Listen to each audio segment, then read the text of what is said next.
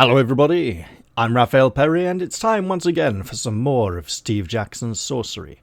As Fighting Fantasy Fest 4 approaches, I've got to get a bit of a move on and try and get this game finished, but I shouldn't be hasty because I don't want to make mistakes. Now, in the last episode, I correctly assessed a trap, but then stepped into it just in case it wasn't one, discovered the Monastery of Ether, and also fell victim to a spell that wouldn't allow me to go down into the chamber beneath the ruins and sleep for the night, but instead propelled me to go and leap off the cliff. Or climb down the cliff face. When praying for aid, an eagle appeared and transported me to, well, back to this area with all these ruined towers. Now, that could be the game's way of telling me that this is where I should really be, or it could just be that it's the nearest place that I could be deposited that the game wanted me to go to. Now, looking at the situation, these two side areas feel optional. However, with the one clue we've got about a special door crafted by the Necromancers of Froben that we will have to open with spells, and the third spell is invisibility, that means we need to find more information about that door. And that information is probably in these side areas, since this central bailey doesn't really have much by way of information that we can obtain yet.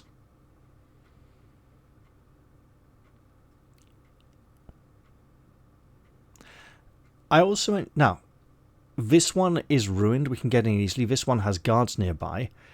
They seem fairly complacent and we can probably traipse right in. And this looks a bit more maintained. But the impression is very much that we need to go here first. Now, this tower was the stupid tower that made us regress into a childlike state. Not good, not wise. I'd like to avoid entering that one. However, if I must... what counts as dim?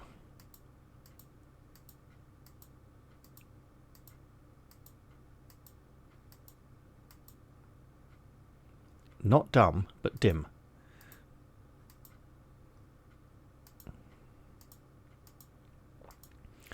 Because I believe we do know the counter for that one.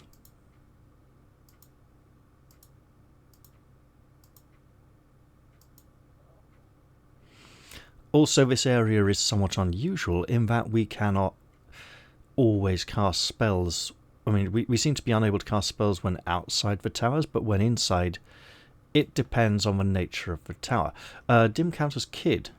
Okay. Or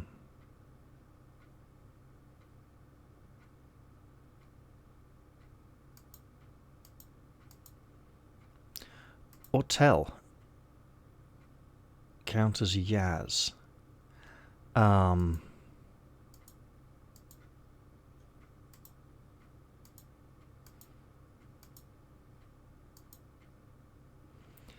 Yaz, invisible, telepathy. Yeah, okay, so we know where you are. We can read your mind.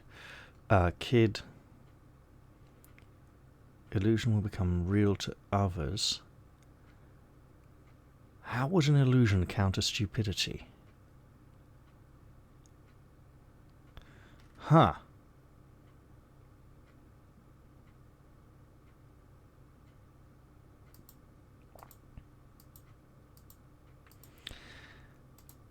Let's see if I can avoid entering this out. So then the next tower had the stone ram, which was a great trouble. And then this was the tower of the... This was like the Tower of the Goblins. I don't think we got any further than this one. We do not have the correct key we need for the Tower of the Goblins, so we need to try and find another way. So we're looking for clues, we're looking for keys. We should probably go and encounter Rani the Pirate once again, because we haven't met her in this current timeline. And it would be really nice to actually get back in touch with Flanker. We haven't talked to him in quite some time. He's got some kind of dodgy mission here. And he's He reassures us that he won't kill us, but he's also won the game of dice back in Khare, so he is free to kill us now. He's certainly an honourable assassin. It's interesting. You're at the base of a stone tower with a curved archway at its base. Base and base in the same sentence. Ooh. You cannot help but shiver.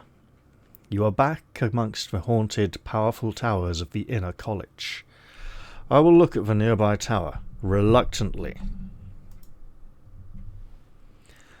You look over the nearby tower. It is squat and ugly with a low, slightly squalid archway leading inside. I can sleep here, outside, on the stones in the water. The time of day is... I don't need to sleep now. I'll move on. I do not wish to venture into this tower. I would like to explore the snowy tower. Yeah. And I took damage. Why did I take damage? You're crossing the stepping stones over the dangerous waters once more. I imagine the stones are asleep. They're not very conscious. It must be morning by now. You've been awake all night and are weaker for it. Another junction. A low tower to the west is set into the wall of the citadel. Another tower blocks your way north. The wind picks up a little spray from the water and splashes it into your face. It stings where it touches you. I'll look into the water. It is black, reflectionless, as though infinitely deep. I will not drop a stone into the water. I may awaken some kind of horrific beast. The air seems to fizz and crackle with secret energy, but you must keep moving. The wall tower of a northern tower. I would like to methodically explore each tower, but I only have so much stamina. And the Z spell is rather draining. But I am looking for clues. I would hope that each tower gives an option to back out before falling into a nasty trap. The sun bakes the flagstones.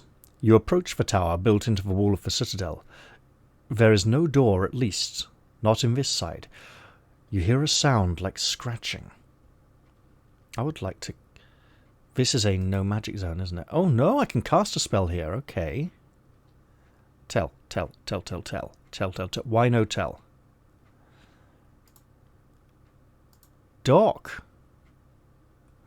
Ooh. Yeah. You cast a spell across your potion. It begins to glow and fizzle. I will drink my potion, because I need the healing.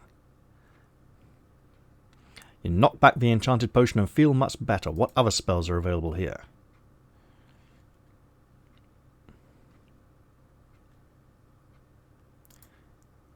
So, no dock.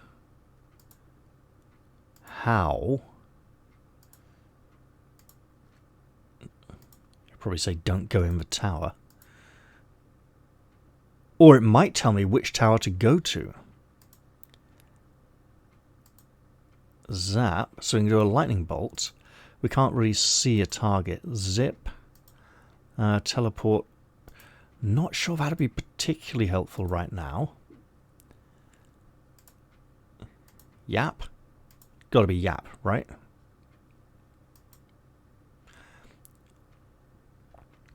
Grabbing the wig from your pack, you pull it onto your head and weave the spell. For a moment, you seem to hear a pleading voice calling, "Join us! Join us! Join us!" Then the voice fades, replaced by just the scratching noise once more. You take off the wig. Listen. You listen more closely. The scratching is mixed with a gentle mewling. So like kittens or puppies or something, or some sort of mucolyptics or something like that. I've taken the wig off. Then voice fades. I'll mew back. You meow back with enthusiasm. Nothing responds. The tower walls appear to be solid stone. Let's try another spell.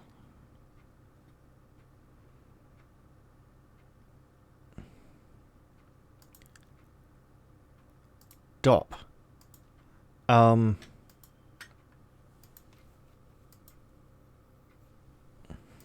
Wait. This tower has no... I thought it was like an open doorway. There's no door. Oh! So if there's no door, then Dop probably wouldn't help. Unless there's a secret magic door.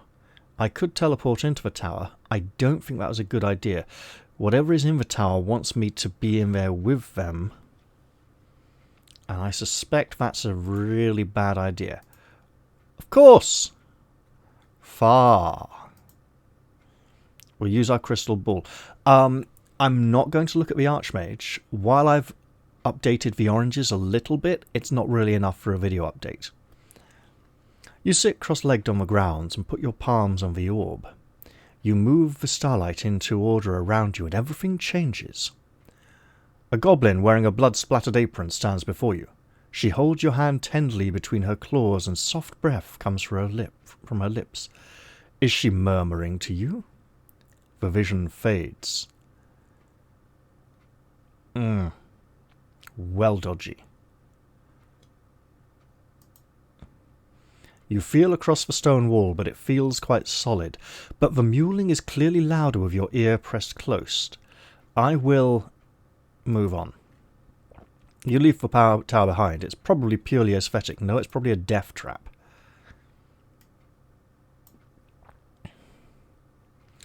You step back onto the path and follow it a short way. Another junction. A low tower to the west is set into the wall of the citadel. Another tower blocks your way north. Well, I'm gonna go. Every path seems weighed down with sadness and oppression. Which way now? Well, I said I was going to go in this direction. The path across the water ends outside the next tower, and despite there being a door, you cannot go further. It is surrounded by a curious, shimmering shield. I will peer through the shield. I will not touch the shield. Wait a minute. What counters FOF?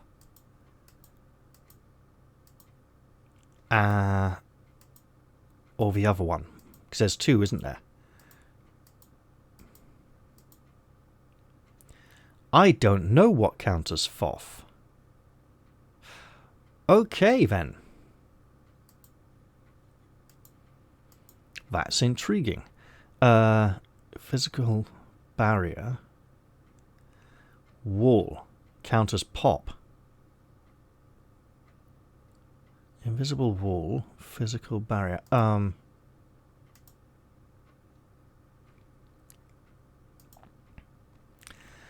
Peering through the shimmering force field, you make out some kind of room beyond. There is a table and what appears to be a small pile of yellow sand. Oh!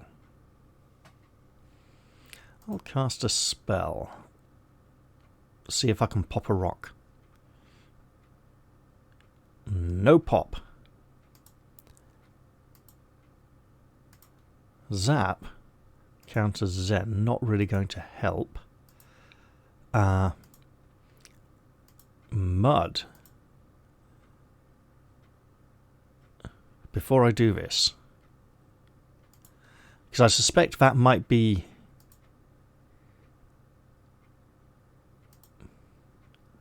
whereas I don't expect combat.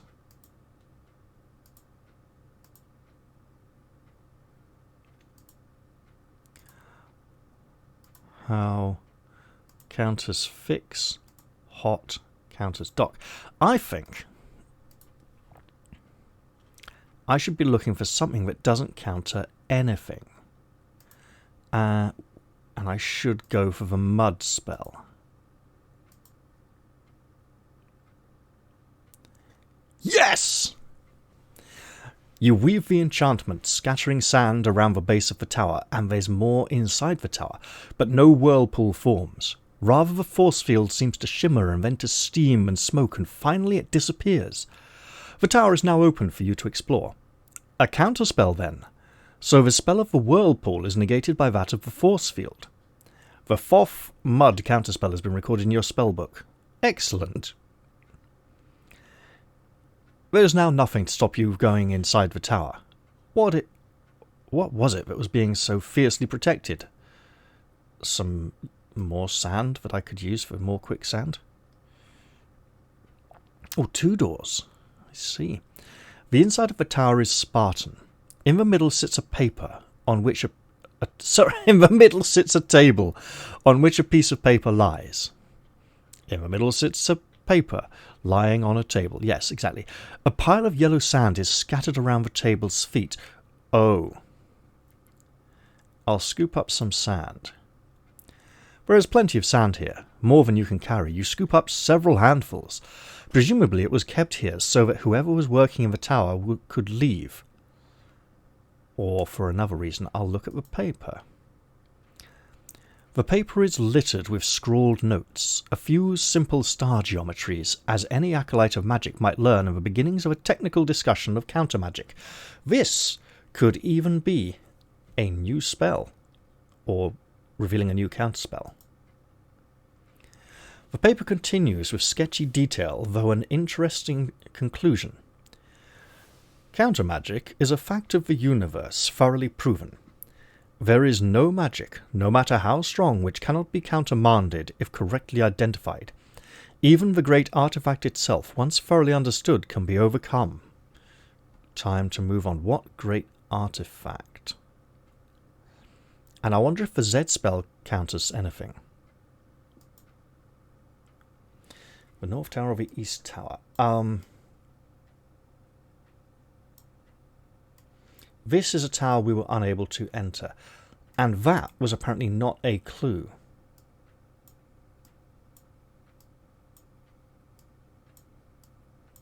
Are we trying to get all the way to the back here? We may be. Avoiding the Goblin Tower seems wise.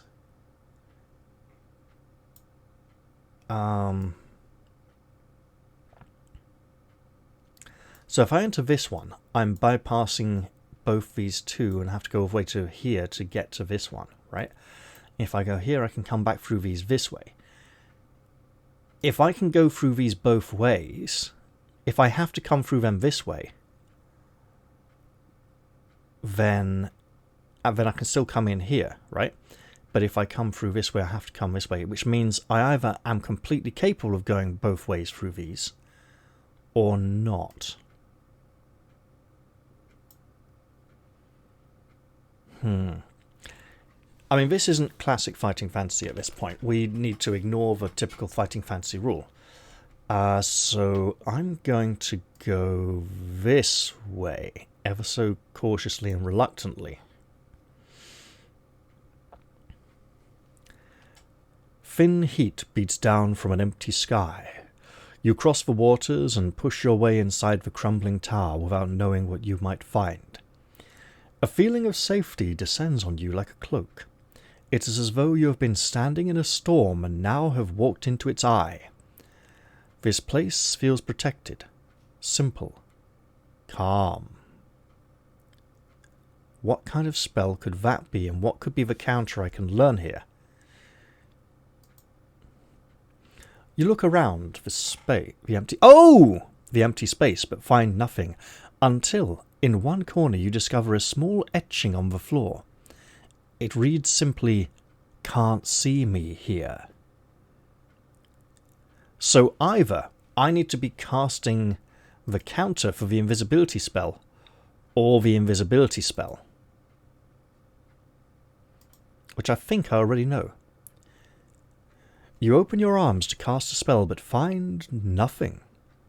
It is as though you stand below an empty spot in the heavens, if such a thing is even possible. At any rate, you are quite without magic here. There is nothing stopping you from moving on in any direction, but as soon as you step inside, you feel the clouds of Mampang gathering overhead once again. There is a path to the south, but it has crumbled into ruin a short way along. I literally walked along... Oh, is south no, it's a different compass orientation, isn't it? I think that's leading to the Tower of the Ram. A walkway leads off to the east. Where's the compass rose? Yes. Yes, I was correct. Well, to the east it is then.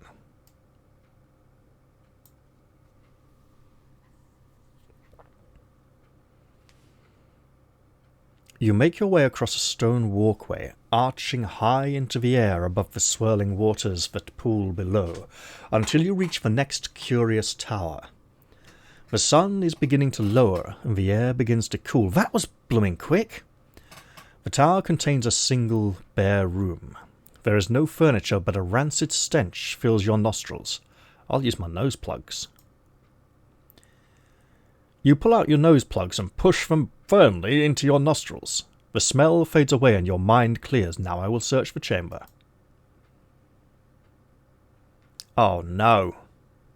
You search around, checking for traps or switches, but then you take one step towards the centre of the room and then the floor disappears. Falling! Falling, falling, falling! Your arms flail as you tumble down. You hit a stone floor, bruising your side somewhat. Above, the light of the room filters down, showing sheer high walls. You have fallen into a pit. Looking around, you see you are in a wide pit with walls reaching far above your head. The pit is dark and the edges in shadow.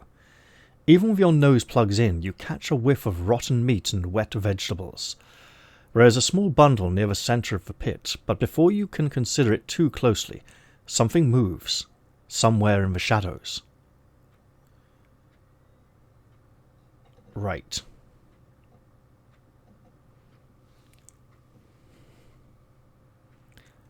Whatever moves in the shadows, it's either scared or really not very friendly.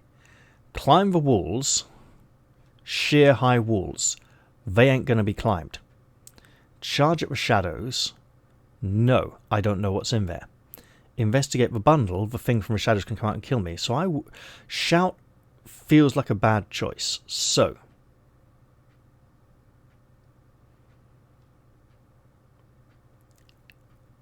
if the thing in the shadows doesn't come to get me as soon as my back's turned or my attention is divided, I can then turn my attention to it.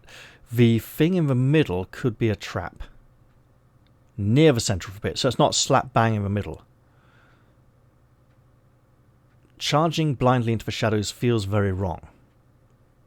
Also, no magic options yet. Okay. You walk towards the bundle, breathing through your mouth. You squat for it, only to freeze. A growl comes from the shadows and a large beast emerges. A skunk bear! The beast rears its thick striped tail, quivering and razor claws displayed. Why would I laugh at a skunk bear? Draw my sword, probably fight. Laugh at the creature, I'm either going to get absolutely murdered, or there's something... Sure. Oh! 6, right? 6. You laugh. A skunk bear is no match for you, however unappealing it may be. The monster roars and 2 more walk into view. Now I'm going to cast a spell. What counts as 6? Or kin. For the, and Nif, big strong smell. Not really going to help here. But if there's a counter to Nif... Sif... Wait, no. I clicked on the S. I clicked the S. There's a bloody S here, look. Right, thank you.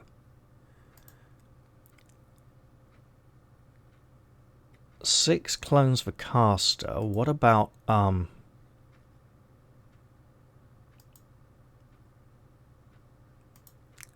Sun? Much as I love my sun gem, I suspect it's not the sap causes depression.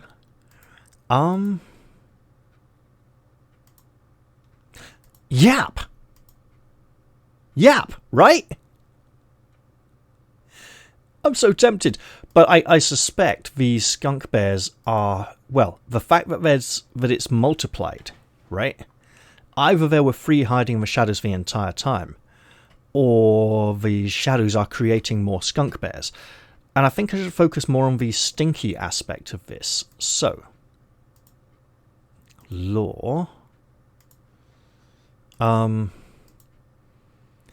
I do feel this is an opportunity for learning. So, Nif not gonna help.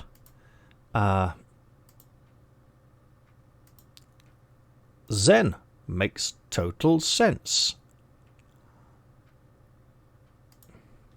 But what other options are available to me?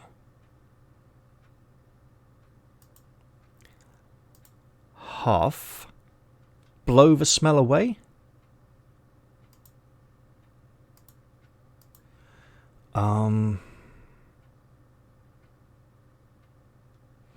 So I've done NZSH.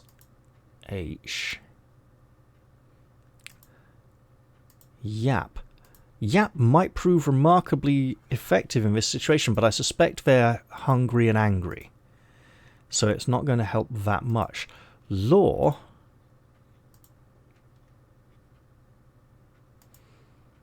I also suspect I'm only going to get the one chance, and if I fail, the 3 skunk bears will absolutely destroy me. So,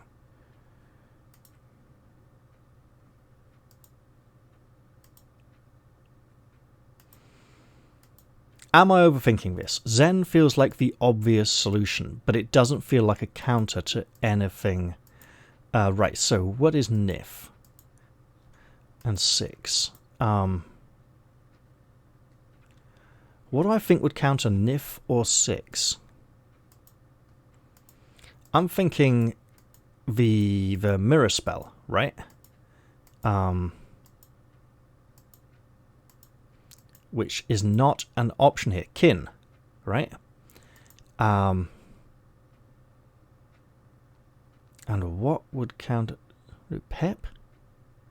Nip? Does Pep counter anything? I should look at the options presented to me.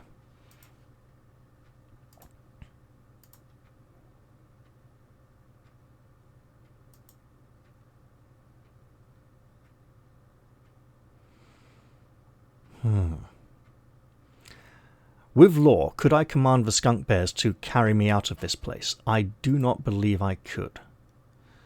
I don't think they can climb out of the pit either.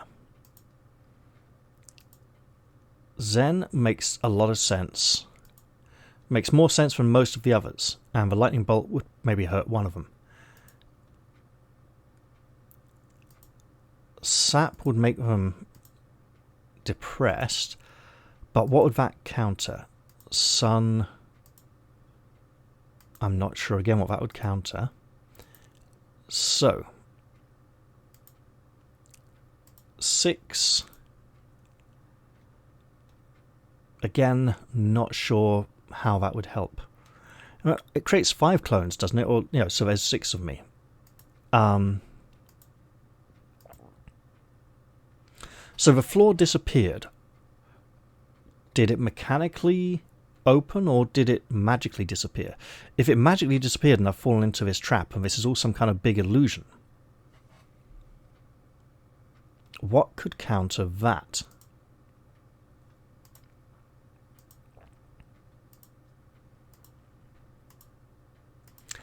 So is it gold back mirror? No.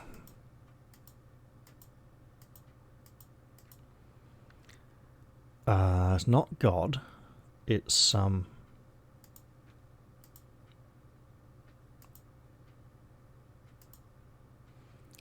might begin with a Jivo, I think. Ooh.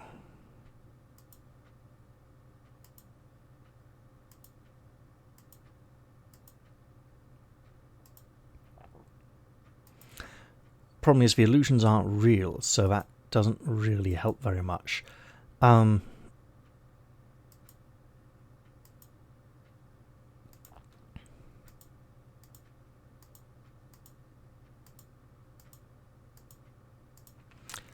Okay.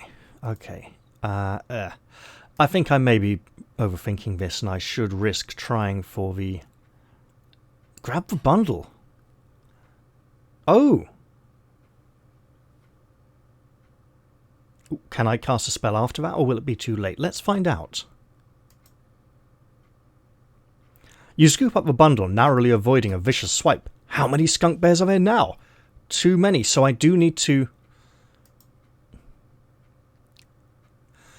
You take what little time you have to unwrap the cloth. Inside is a strange collection of objects, as though some curious religious traveller had died down here.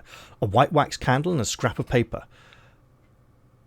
In the chamber of night, do not use the blood candle.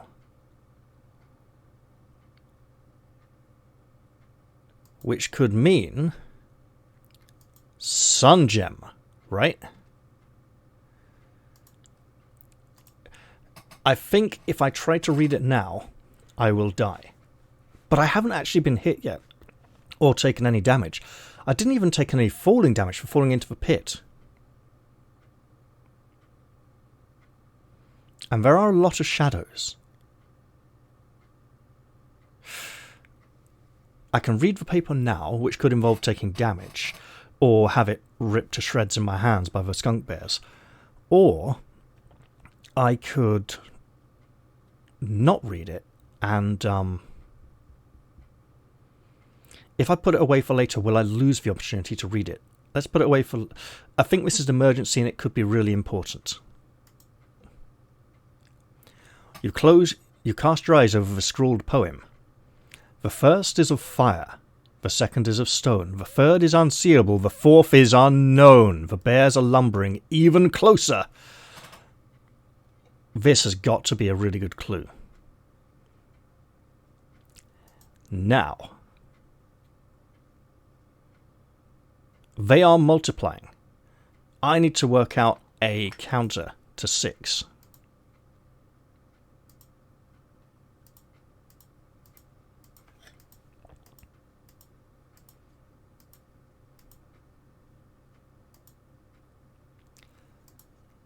So, law, because they're animals, doesn't really do anything about 6. The SSS spell, rather useful earlier, but not so much now. Big? No.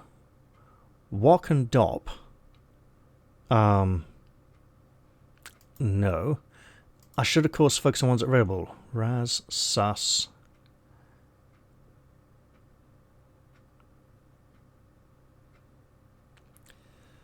Each will perform identical actions, and most creatures will be unable to tell which is the real figure. I can't tell if they're performing identical actions. Gob, yob, gum, how. Doze. Dud. Magic protection. I can't wait to find out what that counters. Oh! Unknown could be the Z spell, right? Pop, rock, dim, fog, mud, niff.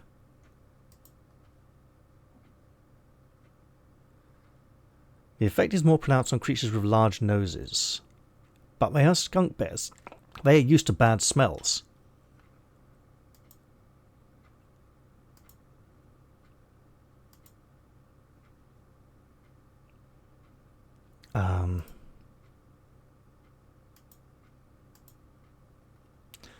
Right, let's go have another look what's available.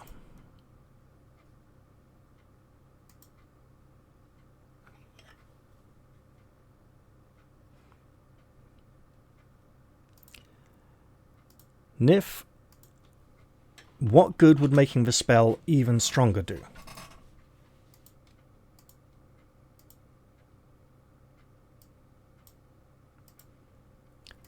Law, they are animals, but Again, I'm looking for a counter, not a control here, and they do seem to be multiplying.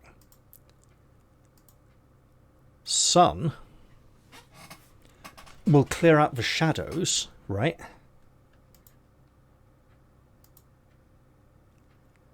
Sap would make them depressed.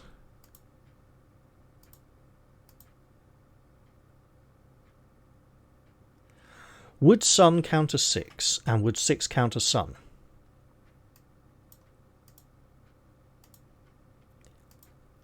Yap has got to counter something.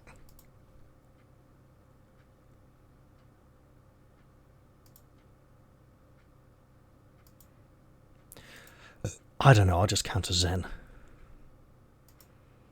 Cast Zen, that is. Consulting the constellations overhead, you bind the spell and the medallion begins to glow as you rise gently up into the air. You float up and out of the pit, landing safely on the edge. The skunk bears roar with primal fury. Your weight returns and you settle gradually back down on the ground. Hurl myself into the pit of skunk bears! No thank you.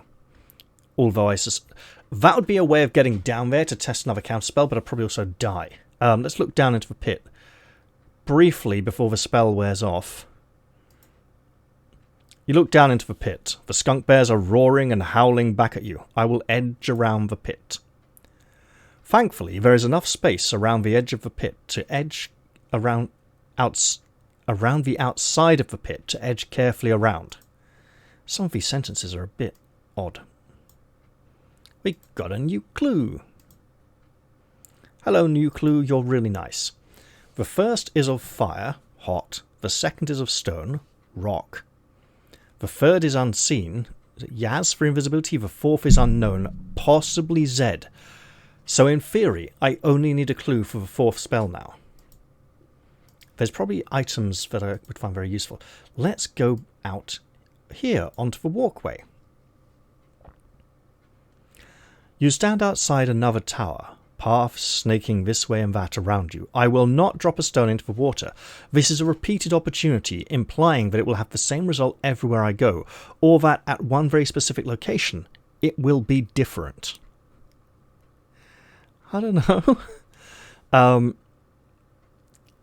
I mean, maybe I could drop a stone into the water and find out it's not really water, and it's like some big obsidian disc or something, and I could just walk out across it. Like the stone would just sit on the top and not go in. I'd be like, oh, I can walk over the water and solve the paths. No, I don't think that's the case. I'll move on. It's not a place to stand still. Okay. Both of these paths can lead to this tower. This tower has a special big sort of brace going across the roof. Like it's holding it on so it doesn't fall off.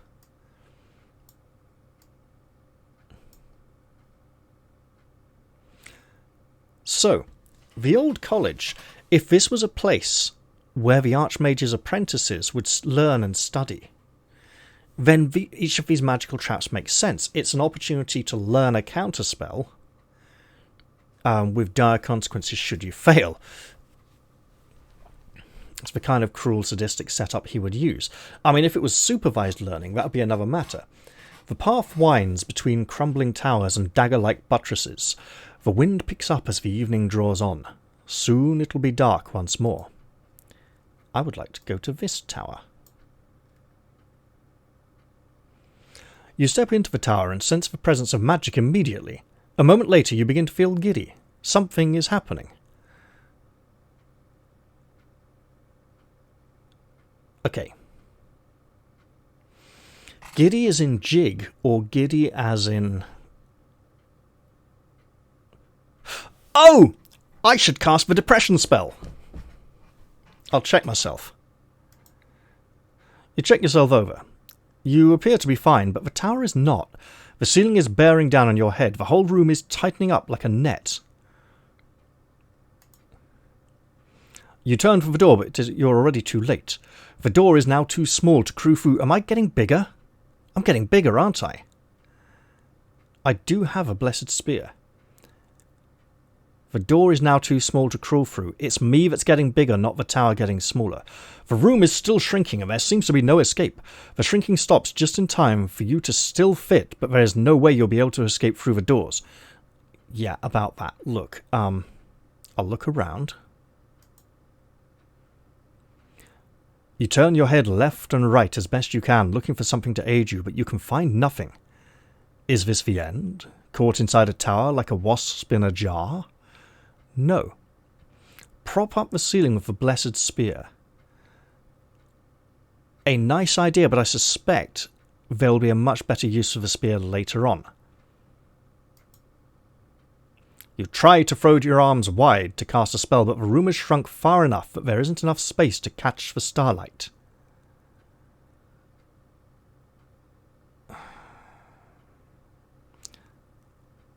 Maybe, if I wait a little. You wait, hoping the effect of whatever spell has trapped you will fade, but it does not. I'm not going to cut parts off me to get smaller. They really want me to do one of these two options, and I don't really want to pray again. You ready the blessed spear to prop the ceiling, and the shrinking seems to slow.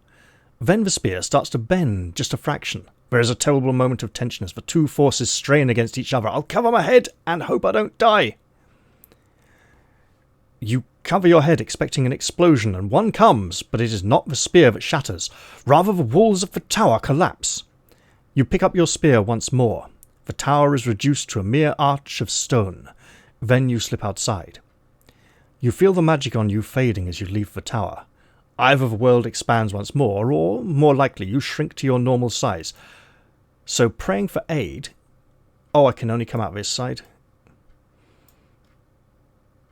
Was probably the better option. You return to the path and walk a short distance. The sun is sinking. You stop just by the ruined entrance of a tower to the east. I will cast a spell, because I can.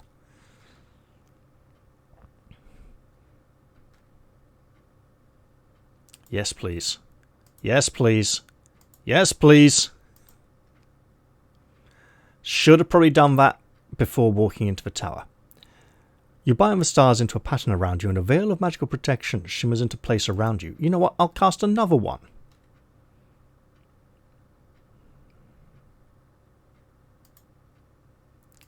Sun? I mean, people are going to see the light from up in the Archmage's tower and the inner citadel. Sus. Sure, it might tell me something about the water. You craft a spell. A quiet voice speaks into your thoughts. This tower contains a simple, inescapable trap, the voice warns you. Do not go inside without protection. But then the voice can tell you what kind of But before the voice can tell you what kind of protection to use, it has vanished. So, mag counters big, and big counters mag. Okay. Although I can't learn that now. Walk? No. Oh! So I could cast Walk, I could cast Mag. So these are like protection spells that I might expect to use in that tower. Right? Okay. Okay, so if I had cast Sus, I could know that I could use a protection spell in the tower. The path leads along the line of the outer wall. Well, I don't want to go that way. I want to go this way. And I want to find a place where I can rest. You stand outside another tower, paths snaking this way and that around you. The very air around you seems fetid and mean. Well, that's not how you spell it, fetid. There's an O in it. What path will you take now? The nearer tower, which I may regret. Your veil of magical protection shimmers out of existence. The sun is now sinking down. It will be dark soon. You enter the next tower nervously. The room contains a large table surrounded by several chairs. I might as well. You approach the table, only to pause as you notice a creature sitting so still you had not previously spotted them. They are fiddling with an assortment of tools and murmuring quietly. Moreover, the creature has 2 heads. This is an encounter. I could back out, I could try and walk past it, or I could encounter the encounter. You stride over to the creature, offering a greeting. The creature's right head bobs in reply, while the left breaks into a disturbingly wide smile. "Welcome," the left head says. "You've come at just the right time. I were disagreeing about the nature of universals, weren't I?" "Universals?" The left head nods, while the right head shakes vigorously. No, the right snaps. "I mean particulars. There are no universals besides extension." "I said universals because that's what I'm disagreeing about," the left responds. Why don't you start at the beginning? You suggest. "A good idea." Both heads then launch into an intricate, concurrent retelling of their debate.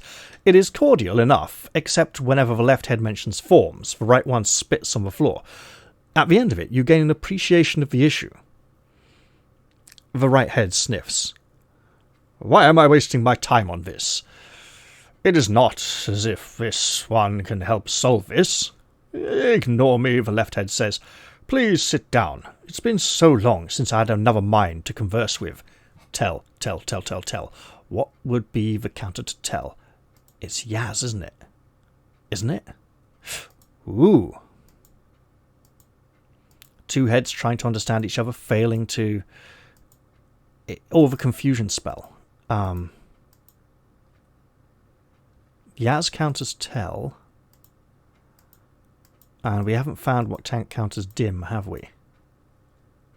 Counters kid. Okay, we're getting somewhere. Right. I will sit at the table as long as they don't want to eat me. You go to take a seat at the table, but something odd catches the corner of your eye, and you look over your shoulder. The door you came in by has vanished. The creature watches patiently, oblivious to any change. Because this is chaotic and things are changing here with extension and differentials, right? "What have you done?" you ask. "Done?" the left head asks. "I are confused. I have done nothing." "That is patently false," the right argues. "In the last few moments I have been committing a number of actions upon my metabolism and the surrounding atmosphere." "Involuntary acts are of a different type," the left says. "Type? Ha! It is merely a difference of degree." In the middle of the table is a candle of blood-red wax. I will not take the blood candle. This means this is the Chamber of Night.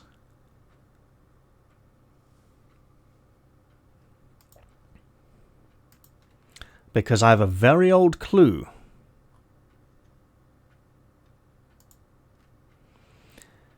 In the dark Chamber of Night, do not light your way with the blood candle.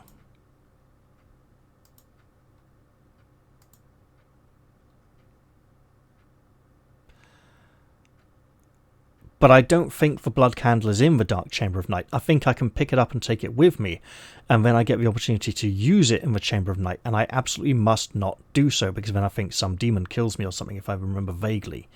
I'm pretty sure using the blood candle was an auto-kill. But where is the door? You demand. The 2 heads answer simultaneously. "Why, over there," they both say, pointing in 2 different directions. Neither, to your eyes, presents a door. What counters rock?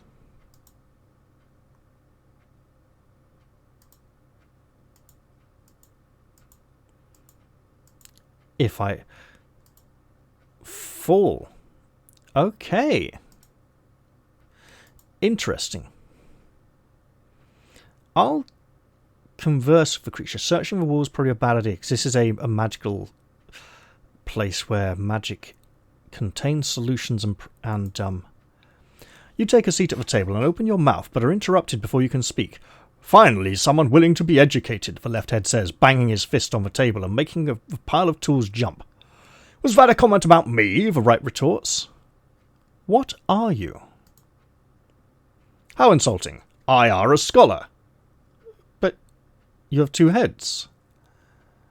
A triviality. The real question is, how many minds? Oh, you're definitely in two minds at least. Fool, dolt, moron, the right head shouts. Minds are immaterial and so cannot be counted. What can you tell me about the college? Scholar? You demand. For a place of learning, most has been forgotten, one head remarks. But if forgotten, does it still exist? The other replies. It seems likely, the first replies, as though bored. It seems likely. The sands of death have run here, unseen for thousands of years. But they are not forgotten, the other returns triumphantly, as you have just proved. Do you have any advice? This is probably going to be very contradictory. Stick to the classics. Do not waste time with the newer treatises until you have a solid grasp of the foundational theory, the left hand says. I am a fool, the right responds. This grubby traveller is no student of mine. I should tell him something really useful. What is true use? Provide a such as. Such as the importance of always wearing dry socks to prevent mildew between the toes. Wasn't that instructive, the right head says, beaming. I will not take the blood candle.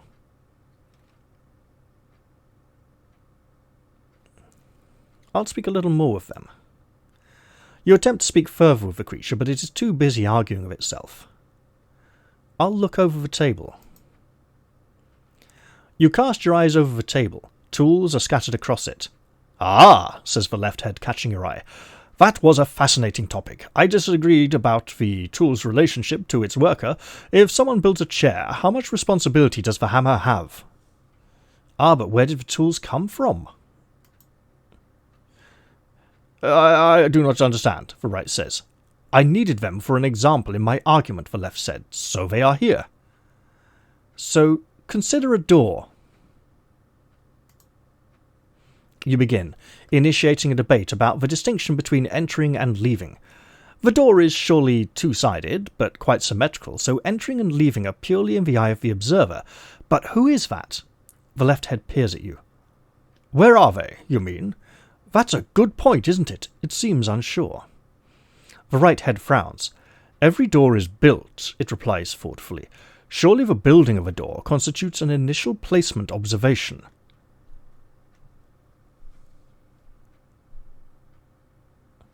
I have a feeling I'm veering away from spell opportunities here. But can one build an empty doorway? It can be conceived. If it can be conceived, it can be built, the right head says quickly. But we conceive of much as negative space and must build the container, says the left. In the case of a doorway... I'll let them argue. It's what they seem to... What do you think? I think I can persuade them into imagining the doors back into existence. But if I let them argue for a little... You let them continue to argue, and a pair of doors begins to form and solidify in the walls of the room. Then you race to the exit, leaving the heads of the creature too busy arguing to notice. What the hell did I learn there? The sands of death flow in the inner college. And I don't think that's referring to the Z spell. I picked up lots of yellow sand. Is it separate from the normal sand?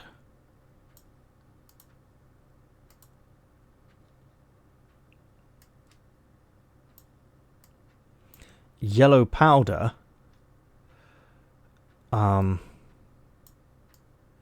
isn't sand.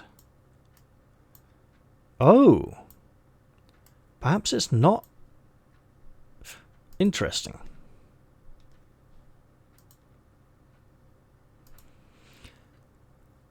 I need more keys. What have I got? The snake belly key. Well, I need more. That's probably going to be completely useless here.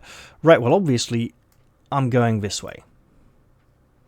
Also, I should avoid that tower in the future. Because I could have come out and just gone this way instead. Oh, it's... Oh, no! Oh, no, it's connected. Oh, wait. Ram, goblins... Goblins... Okay, no, I think I can go into this one safely. Right, okay. You hurry over another walkway higher in the air than you had expected towards the next tower. The sun has almost set and the sky has turned a deep purple. Soon it will be dark once more. The silence between the towers comes as a blessed relief. You venture into the room as black as a coal mine. There is no light at all. Even the sunshine at your back does not reach inside this space. As you step into the room, the door behind you slams shut. You are now in total darkness. I did not bring the blood candle. I should not have any form of candle. So why is that option available to me? I want to make sure I have no candles. Good. Have they moved the Chamber of Night to be right here after the Blood Candle Chamber so that I would immediately be tempted to use it? I believe they have.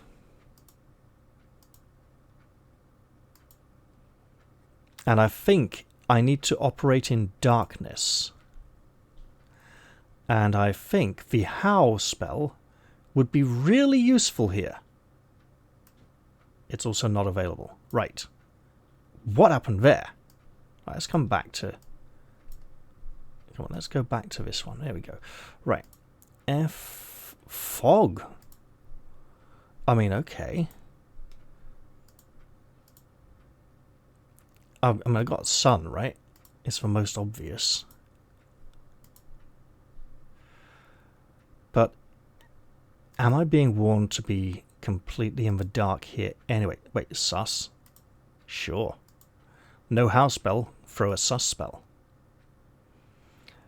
Reaching up to the stars, you create the magic and are greeted by a strong sense of trepidation all around you. It seems you've already fallen into the trap and must rely on your own wits to navigate it. I mean, opening the door behind me would be the... is probably denied. Okay. Let's get some magic protection. You wind the constellations into alignment around you and a veil of magical protection shimmers into place around you. You are now protected from any magic hurled your way. Which is good.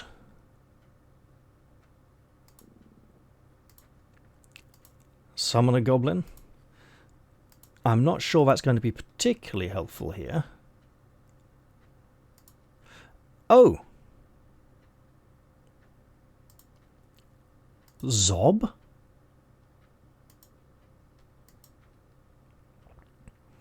You try to bind the enchantment, but you're missing an item that it needs, and so the spell dissipates. Worth a try. Zen, so I'm not standing on the floor, so I'm floating.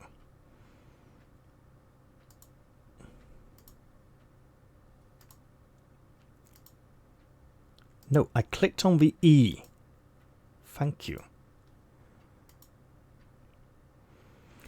You cast the enchantment and the medallion begins to glow as you rise gently up into the air. This will prevent you from stepping on anything sharp. And now I'm going to risk the sun spell, which might not work purely because of the darkness.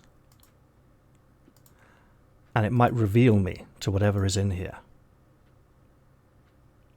Oh, was that just it? Looking to the constellation above, you craft the spell and the sun jewel in your pack begins to pulse and throb with a brilliant, blinding light. But the jewel's light does not brighten. Instead, the whole room clears, its terrible darkness lifting. A counterspell, then. So the magic of fogging counters the pattern of sunlight. Now, what kind of danger is here? You look around the now clear chamber. The room is perfectly well lit, and you see it laid out with spikes and blades for me to blunder into in the dark.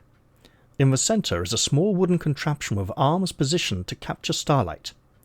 This, then, is a grimalkin. You have heard of such things and never seen one before, except for the 2 times I saw them in Book 3. It is a machine, of a kind built and positioned where it can channel the force of a single spell.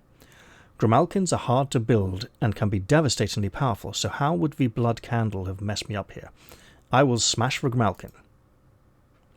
With a few blows you manage to destroy the Grimalkin. The last wisps of lightless smoke disappear from the room. You pick your way carefully but easily through the now clear room. There are 2 doors from the chamber. I would like to take the path less travelled, meaning the one I haven't taken before. Your weight returns and you settle gradually back down to the ground.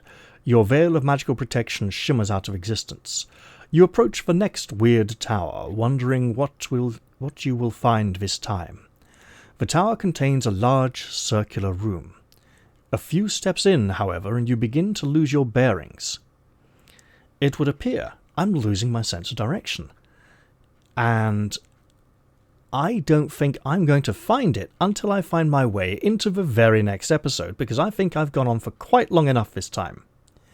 I hope you've all enjoyed this episode, and there will be another one very soon. I'll look forward to seeing you all there. Bye-bye for now.